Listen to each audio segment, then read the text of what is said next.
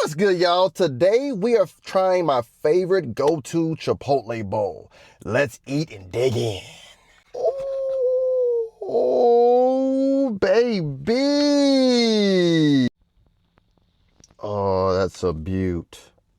So, my go-to is white rice. You know, I'm bulking right now, so white rice, both pinto and black beans, double chicken, pico, corn, guacamole, sour cream, and lettuce. And we're trying their new lime cilantro sauce. It's about to go down.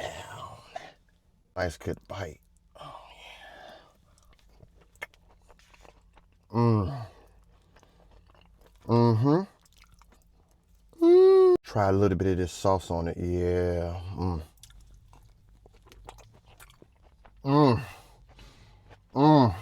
I personally would rate this cilantro lime sauce a nice good 9 out of 10 wolf rating. You can taste the cilantro, you can taste the lime. It didn't overpower my bite. It actually complemented my bite. So I think you should use this as much as your heart desires and as much as you like cilantro and lime together. We're just gonna, we're just gonna put that in there. I ain't your average fruit review critic. Oh.